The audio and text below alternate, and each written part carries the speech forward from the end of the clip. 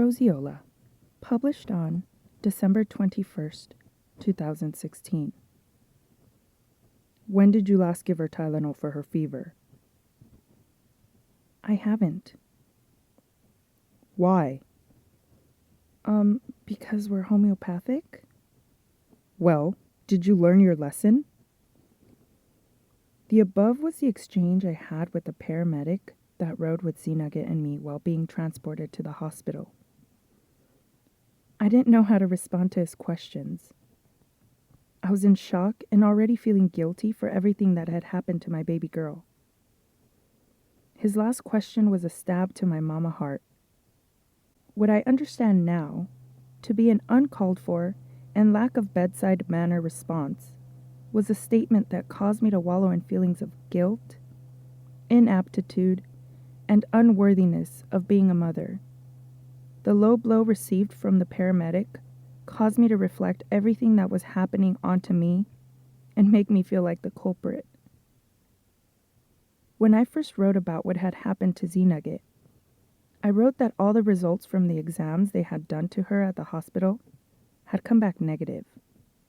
The doctor had concluded that the fever had been due to her teething. This conclusion, on top of the paramedic's question, made me feel that Nugget's fever had escalated because I had not given her any medication, negating anything I had done for her. I felt the guilt eat away at me for days after that ambulance ride. After sharing my experience, I received many calls, texts, comments, and messages from people outpouring their love and support to us. Upon them was a message from an experienced mother of 6. She shared with me that she had read my blog post.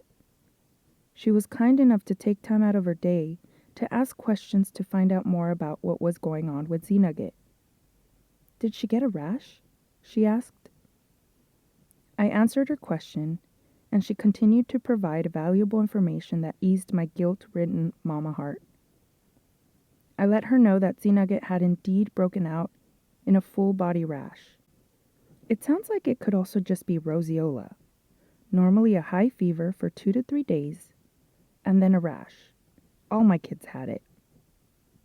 Her knowledge and experience had provided something that my heart yearned for, a potential reason to help me believe that it wasn't my fault.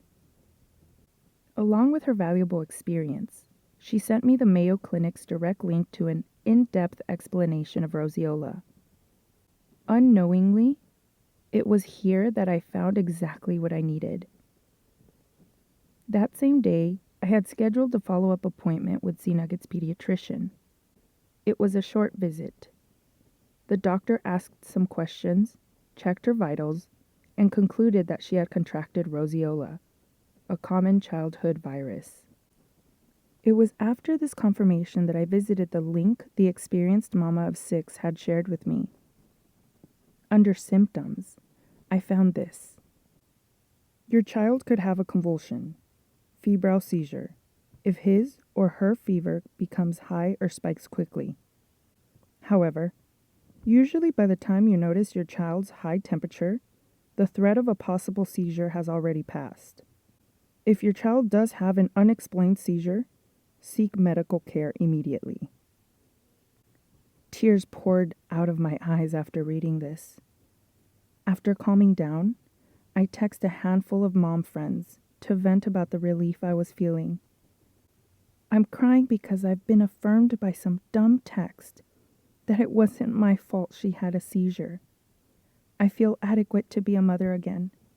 Sounds stupid, but it's true. Motherhood is so effing bittersweet. Going back to the paramedic's question of learning my lesson, why yes, I did indeed learn my lesson. I did everything I could to make sure my baby would be okay.